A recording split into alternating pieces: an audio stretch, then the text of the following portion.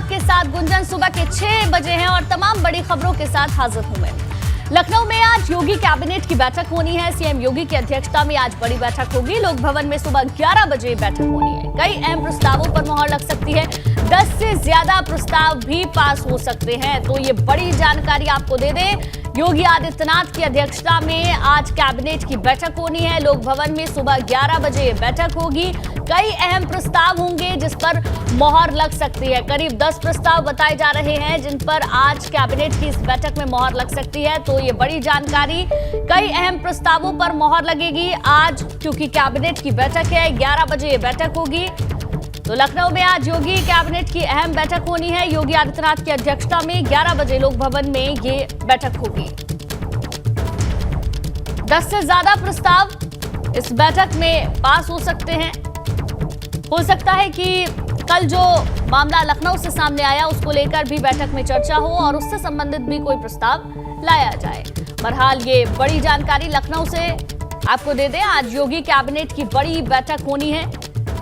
योगी आदित्यनाथ की अध्यक्षता में कैबिनेट की बैठक लोक भवन में 11 बजे होगी और कई सारे ऐसे प्रस्ताव हो सकते हैं। करीब 10 प्रस्ताव बताए जा रहे हैं जिन पर आज मोहर लग सकती है।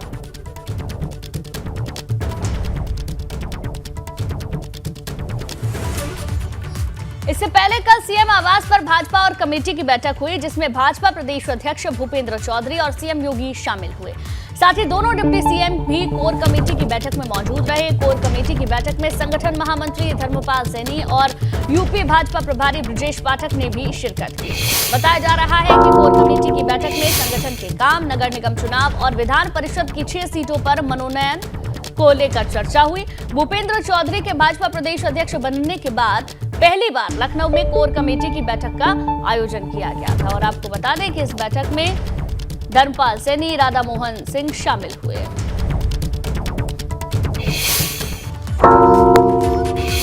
और चलिए अब बात आजमगढ़ की इंटरनेशनल उड़ान की, जो कि बदलेगी यादव लैंड की पहचान, क्योंकि आजमगढ़ में जो एयरपोर्ट बनने वाला है उसे अब इंटरनेशनल बनाने की तैयारी है। यानी कि आजमगढ़ यूपी का 5वां ऐसा एयरपोर्ट होगा जहां से इंटरनेशनल उड़ान भरी जा सकेगी। देखिए रिपोर्ट।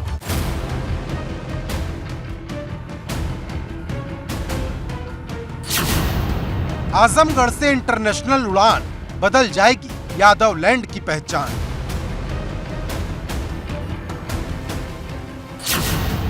विकास को मिलेगी रफ्तार, दुनिया से जुड़ेंगे तार।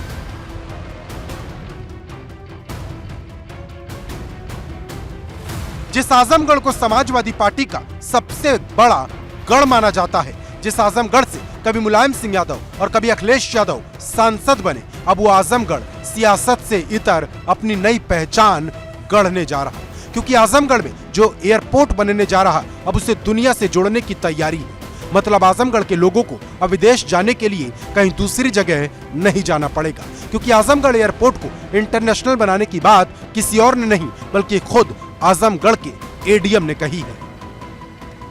देखिए 80% काश्तकारों ने अगर हमको जमीन देने के लिए रिक्वेस्ट किया है तो उस जमीन का सरकार अधिग्रहण कर सकती है। देखिए हमारा सर्वे चालू है।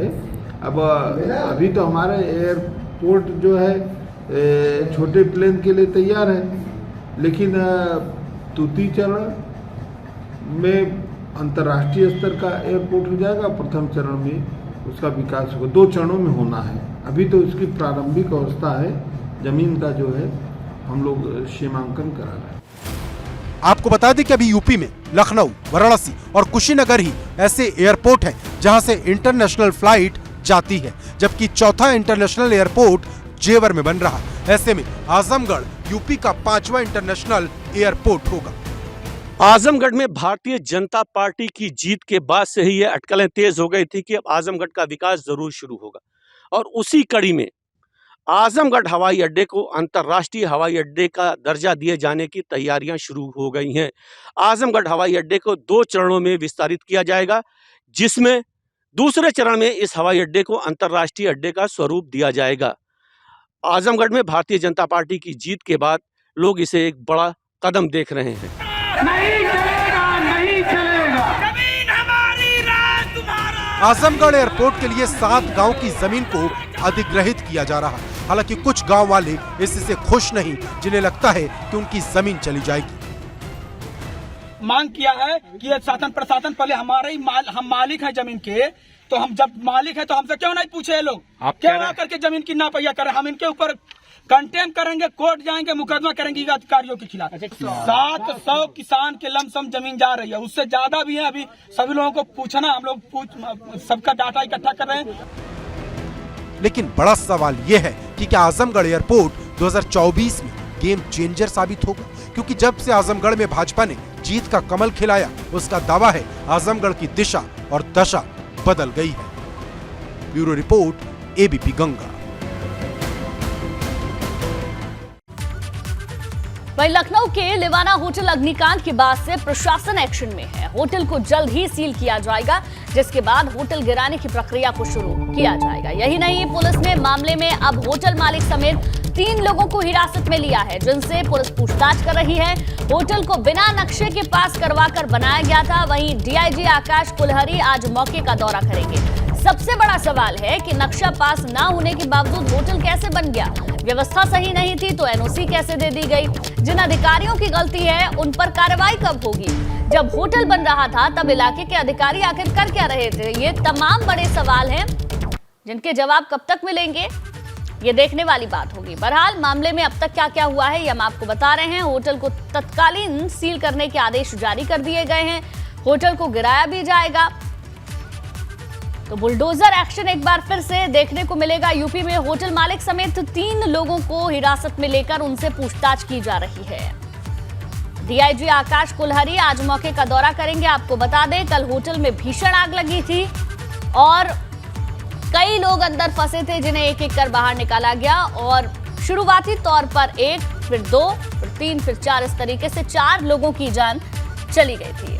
मुख्यमंत्री भी जो घायल हैं उनसे मुलाकात करने के लिए पहुंचे थे, लेकिन बड़ा भीषण हादसा हुआ था। आसानी से जो होटल की दीवारें थी, जो खिड़कियां थी, उनको खोलना भी संभव नहीं था। ऐसे में और भी ज्यादा लोगों की स्थिति खराब हो गई। बहरहाल लिवाना होटल को गिराने के आदेश।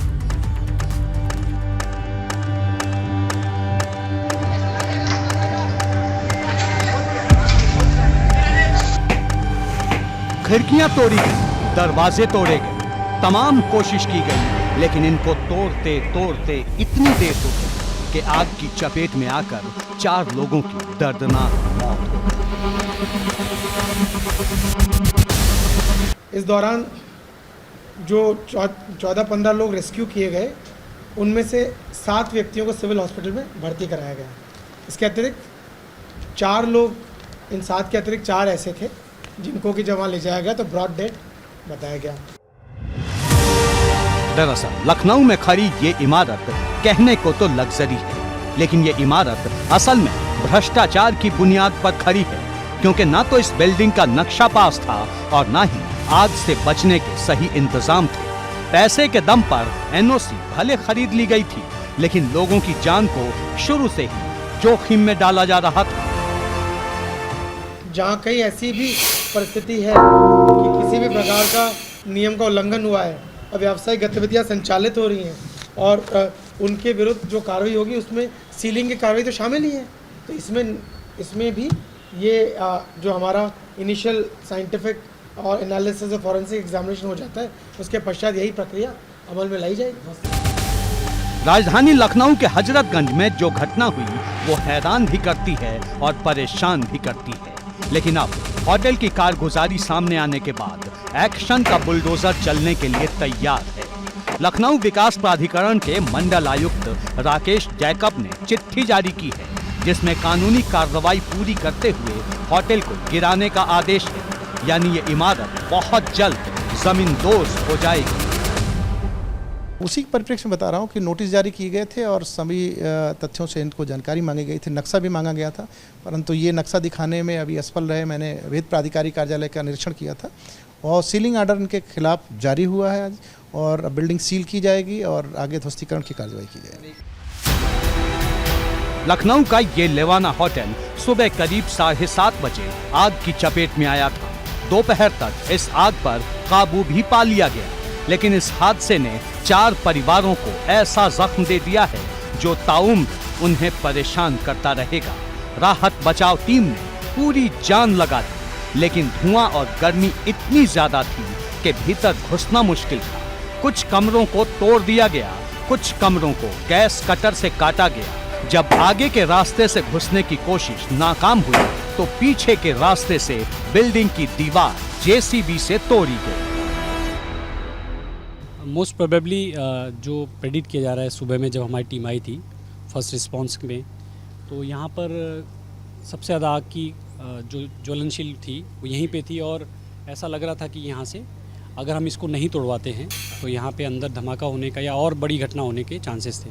तो हमारी टीम ने सजेस्ट किया और उस पर हमारे उच्च अधिकारियों ने, कमिश्नरेट के सीनियर ऑफिसर सब ने, उन लोगों ने इस पर विचार करते हुए यहाँ पे इसको खुलवाया ताकि धुआं और आग जो है और जो लपटें हैं गर्मी वो निकले। यानी लखनऊ के लेवाना होटल में कदम कदम पर समस्या थी। शीशों के आगे लोहे की रॉड्स लगा दी गई थी, जिसके चलते दमकल कर्मी अंदर नहीं जा पाए और 4 लोगों की जान चली गई। कि जो सबसे बड़ी आज अड़चन रही वो थे ये लोहे की सलाखें, जिन सलाखों ने इस होटल को, इस आलीशान होटल को एक जेल में तब्दील कर दिया, जिसके चलते कहीं ना कहीं रेस्क्यू ऑपरेशन प्रभावित हुआ और यहाँ पर कई लोग की जान भी चली गई। अगर ये रॉड्स नहीं होते तो शायद इनमें से कुछ जानें बचाई जा सकती थी।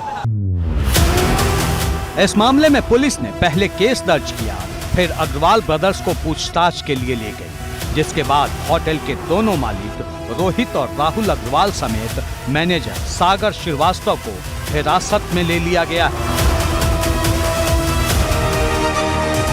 हादसा बिल्कुल सुबह के वक्त हुआ, उस वक्त जब इंसान अपनी नई जिंदगी शुरू करता है, लेकिन लोगों को क्या पता था किसी की लापरवाही और भ्रष्टाचार की कहानी उनकी जिंदगी पर भारी पड़ जाएगी। एबीपी गंगा के लिए लखनऊ से शैलेश अरोड़ा के साथ ब्यूरो।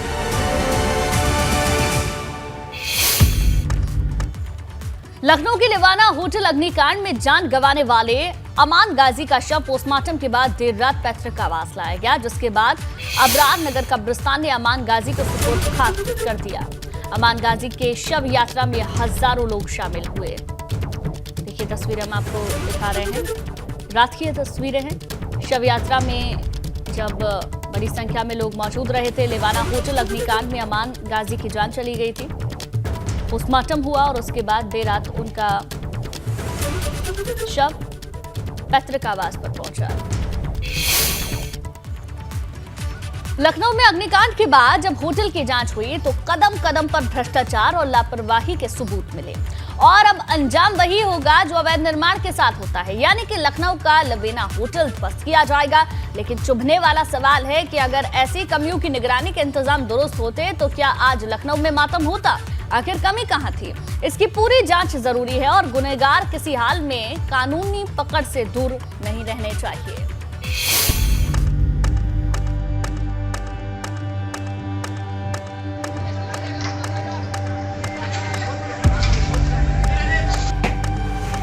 खिड़कियां तोड़ी गई, दरवाजे तोड़े गए, तमाम कोशिश की गई, लेकिन इनको तोड़ते तोड़ते इतनी देर हो गई कि आग की चपेट में आकर 4 लोगों की दर्दनाक मौत हो गई। इस दौरान जो 14-15 लोग रेस्क्यू किए गए, उनमें से 7 व्यक्तियों को सिविल हॉस्पिटल में भर्ती कराया गया। वहीं लखनऊ में होटल में आग लगने के बाद से पूरे प्रदेश में अग्निशमन विभाग को अलर्ट कर दिया गया है। जगह जगह होटलों और अस्पतालों में आग बुझाने के यंत्रों और उसकी व्यवस्था को जांचा जा रहा है। मुरादाबाद में भी 5 स्टार होटल हॉलीडे रेजेंसी में अग्निशमन विभाग के अधिकारियों ने पहुंचकर आग बुझाने के संसाधनों और बिल्डिंग से बाहर निकलने के रास्तों का निरीक्षण किया। अग्निशमन विभाग के अधिकारी ने होटल स्टाफ को आपातकाल में आग लगने के दौरान बरती जाने वाली सावधानियों और बचाव के तरीके भी बताए। तो फायर सिस्टम की लगातार पुलिस पूरी जांच करने में जुटी हुई है। बाकी के जो होटल हैं लखनऊ में, वहां पर जांच की जा रही है कि कहीं पर इसी तरीके की लापरवाही जो लेवाना होटल में देखने को मिली, ऐसी लापरवाही तो नहीं बरती जा रही है। आगे बढ़ते हैं खबर आगरा से, जहां खनन माफिया की तलाश में पुलिस की दबिश जारी है। सभी खनन माफिया पर गैंगस्टर एक्ट के तहत मुकदमा दर्ज होगा। रविवार सुबह सैया टोल प्लाजा से धड़ल्ले से ये ट्रैक्टर गुजरे थे। बैरिकेड तोड़कर अवैध खनन से भरे हुए 13 ट्रैक्टर एक के बाद एक टोल को तोड़कर निकलते हुए नजर आए थे। वीडियो वायरल होने के बाद एक्शन में पुलिस आई है। तो रविवार सुबह की ये घटना है, आगरा से ये मामला सामने आया, जहां खनन माफिया की तलाश में अब पुलिस की दबिश जारी है। सभी खनन माफियाओं पर गैंगस्टर एक्ट के तहत कार्रवाई की जाएगी।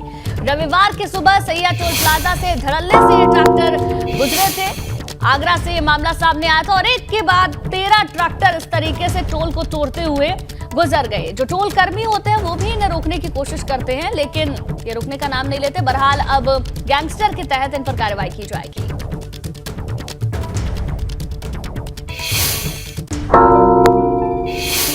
और चलिए अब बात करते हैं यूपी में मदरसों के सर्वे को लेकर यूपी सरकार के आदेश पर मचे घमासान की। आज जमीयत उलेमाए हिंद के अध्यक्ष मौलाना महमूद मदनी की अध्यक्षता में एक बैठक का आयोजन किया गया।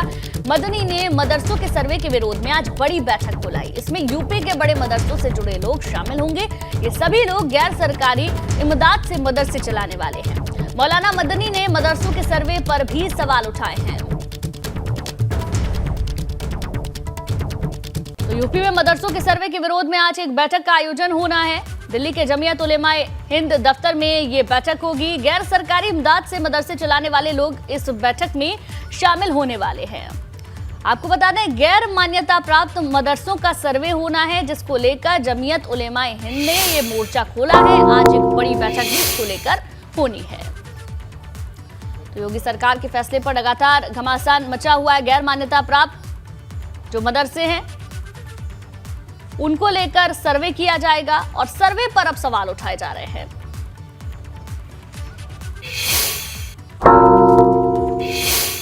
वहीं लखनऊ के लुलु मॉल में नमाज पढ़ने का वीडियो सोशल मीडिया पर वायरल हो रहा है। आरोप है कि लुलु मॉल में एक महिला ने नमाज पढ़ी।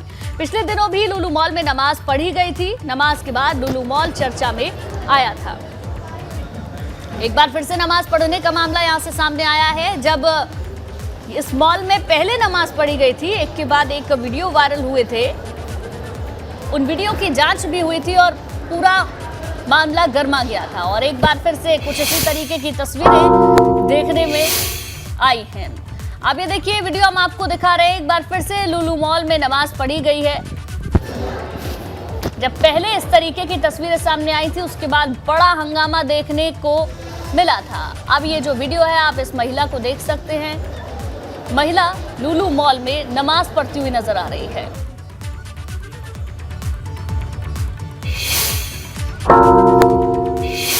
वहीं गोरखपुर में नगर निकाय चुनाव से पहले ही वार्डों के नाम बदलने को लेकर सियासत शुरू हो गई है। सपा ने भाजपा को कटघरे में खड़ा करते हुए वार्डों का नाम बदले जाने पर आपत्ति जताई है। सपा का आरोप है कि मुस्लिम नाम वाले पुराने वार्डों के नाम को बदला गया है, जिसको लेकर नगर आयुक्त को सपा नेताओं ने प्रार्थना पत्र भी सौंपा। वहीं भाजपा ने इस मामले पर किसी भी तरह की जाति धर्म से जुड़ी राजनीति नहीं करने की बात कही। मेयर ने भी नाम बदलने के मामले में सियासत को गलत ठहराया है। पुराने वार्ड जो हैं उसमें छेड़छाड़ कतई नहीं होना चाहिए, और अगर छेड़छाड़ महापुरुषों या स्वतंत्रता संग्राम सेनानियों के नाम पे नाम रखना था तो 10 वार्ड जो बढ़े थे उस पे रखा जा सकता था। लेकिन वर्तमान समय में इन लोगों ने मुस्लिम मोहल्ले जो भी थे, जैसे इस्माइलपुर, रसूलपुर, इलाहीबाग, अलीनगर जैसे तमाम मोहल्ले जो मुस्लिम नामों से जाने जाते थे, उनका नाम परिवर्तन करके एक गलत मैसेज दिया है। ऐसा नहीं है। देखिए, हिंदू मुस्लिम भाई भाई हैं हम लोग हैं, और नाम जातिगत भावना के रखते हैं, और हम लोग हिंदू समुदाय चाहे मुस्लिम समुदाय के लिए काम करते हैं। सबका साथ सबका विकास हमारे माननीय प्रधानमंत्री जी महोदय और माननीय हमारे उत्तर प्रदेश के मुखिया हमारे परम पूज्य योगी आदित्यनाथ महाराज जी सबका साथ सबका विकास के साथ सबके गरीबों के हित के लिए और जनता के लिए काम करते हैं। मैं उन्हीं के साथ हम लोग भी काम करते हैं, उनको दिशा निर्देश में हम लोग भी काम करते हैं। 50 वार्डों के नाम महापुरुषों और स्वतंत्रता संग्राम सेनानियों के नाम पर किए गए, और कोई राजनीतिक विद्वेष के लिए अपना मत व्यक्त करता है या उसका विरोध करता है तो सरासर गलत है। इसमें सभी जनता की जो मांग थी, हमारे जो स्वतंत्रता संग्राम सेनानी थे, महापुरुष थे, हमारे धार्मिक गुरु थे, उनके नाम पर किया गया है। इसमें किसी तरह का कोई भेदभाव नहीं किया गया है। और अशफाकुल्ला खां जो स्वतंत्रता संग्राम सेनानी थे, उनके पर नामकरण एक वार्ड का किया गया है। ओम प्रकाश राजभर को आज बड़ा झटका लगा है। आपको बता दें, उनकी पार्टी के राष्ट्रीय उपाध्यक्ष महेंद्र राजभर ने कल पार्टी छोड़ दी। पिछले कुछ दिनों से लगातार लोग उनका साथ छोड़ रहे हैं। 2 दिन पहले ही भाजपा के पूर्व सांसद हरिनारायण राजभर ने भी ओम प्रकाश राजभर को मुख्तार का शूटर बताया था और ऐसे ही आरोप उनके रिश्तेदार ने भी लगाकर पार्टी छोड़ दी थी। अब ओम प्रकाश राजभर की मुश्किलें बढ़ रही हैं या वो औरों की मुश्किलें बढ़ाने की कोशिश कर रहे हैं, ये देखने वाली बात है।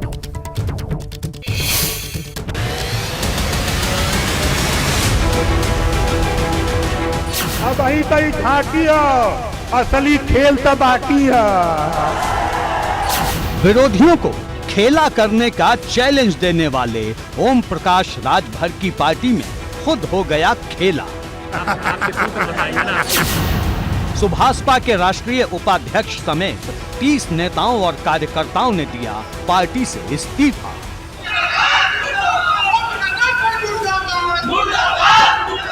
समस्त कार्यकर्ता इस बात को लेकर के इस्तीफा दे रहे हैं कि ओम प्रकाश राजभर जी अपने लड़ाई से भटक चुके हैं। आज कार्यकर्ता अपने आप को बड़ी गलानी महसूस कर रहा है। कार्यकर्ताओं की काफ़ी उपेक्षा हुई है, जिसके वजह से हम कार्यकर्ता आज पार्टी से सामूहिक हम आज 25 से 30 लोगों की संख्या में इस्तीफा हम लोग पार्टी से दे रहे हैं। नाम है महेंद्र राजभर, जिनके लिए समर्थक बाहुबली फिल्म के किरदार कटप्पा के नाम का भी इस्तेमाल करते हैं। महेंद्र राजभर को सबसे पहले 2017 में प्रधानमंत्री नरेंद्र मोदी ने कटप्पा बताया था। कहते हैं कि बाहुबली फिल्म में एक कटप करके पात्र था, कटप। वो बाहुबली का सब कुछ उसने तबाह कर दिया था। ये छड़ी वाले में वो दम है जी, ये छड़ी वाले में वो दम है। दरअसल 2017 के यूपी विधानसभा चुनाव में महेंद्र राजभर भाजपा और सुभाषपा गठबंधन के उम्मीदवार थे। तब महेंद्र राजभर ने मऊ सदर विधानसभा सीट पर माफिया मुख्तार अंसारी को चुनौती दी थी।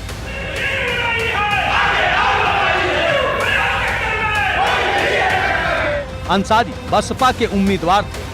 मऊ के तरफ से उनका स्वागत। इस चुनाव में प्रचार के लिए मऊ के भुजौटी में पहुंचे प्रधानमंत्री मोदी ने कहा था कि महेंद्र जी बाहुबली का अंत करने को कटप्पा बनकर चुनाव लड़ रहे हैं और वे इस लड़ाई को अंजाम तक पहुंचाकर ही मानेंगे। ये छड़ी काफी है, ये छड़ी जो है ना, ये कानून का डंडा है, कानून का डंडा है। 11 मार्च को उसकी ताकत दिखाई देगी भाई, 11 मार्च को उसकी ताकत दिखाएगी। और मैं मऊवासियों को कहता हूं, मैं आपके साथ खड़ा रहूंगा।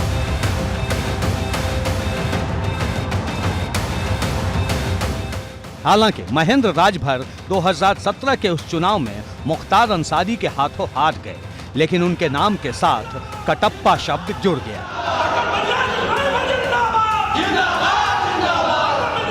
बाद में मोदी के कटप्पा ने भाजपा को ही चुनौती दे डाली। 2019 में सुभाषपा और भाजपा का गठबंधन टूट चुका था।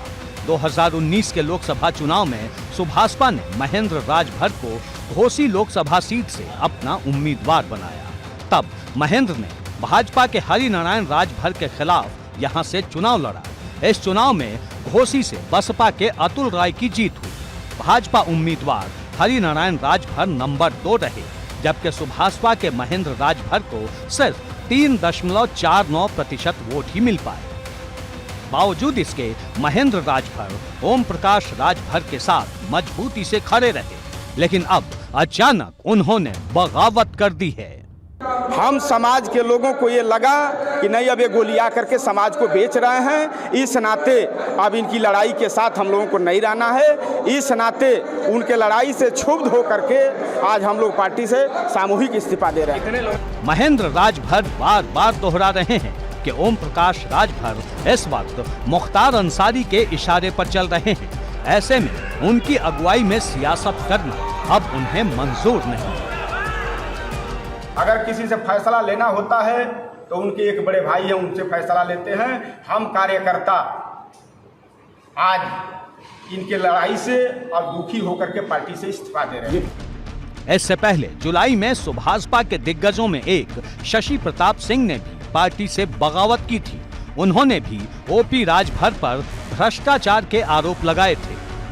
ओम प्रकाश राजभर जी के कुंडलिये में लिखा हुआ है कि वो किसी से गठबंधन करेंगे, समझौता करेंगे, टिकट देंगे तो बिना पैसा के वो बात ही नहीं करेंगे। इसीलिए अखिलेश यादव जी ने सही कहा कि माननीय मुलायम सिंह यादव जी कितनी पार्टियों से गठबंधन किए, कहीं पैसे की बात नहीं आई। ओम प्रकाश राजभर जहां भी जाएंगे वो पहले पैसा का बात करेंगे, उसके बाद समझौता, गठबंधन, मिशन, मुद्दे की बात करेंगे। ओपी राजभर पर शशि प्रताप के आरोपों के बाद अखिलेश यादव ने भी तंज किया था। उन्होंने कहा था कि अभी तक सपा ने जितने भी दलों के साथ गठबंधन किया है, कभी उसके ऊपर इस तरह के आरोप नहीं लगे जैसा सुभाषपा के साथ आने पर पैसे लेकर टिकट बांटने के आरोप लगे। ओम प्रकाश राजभर जी के साथ जब गठबंधन किया, आरोप लगा समाजवादी और गठबंधन पे कि यहाँ पर पैसे लेकर के टिकट दी जाती है।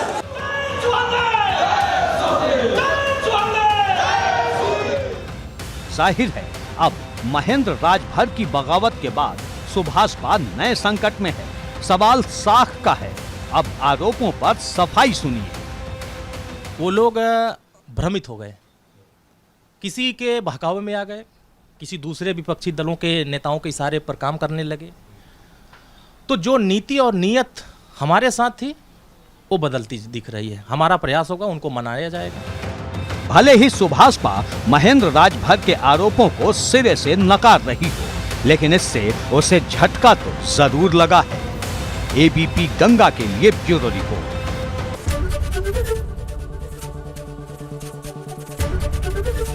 एबीपी गंगा, खबर आपकी, जुबान आपकी।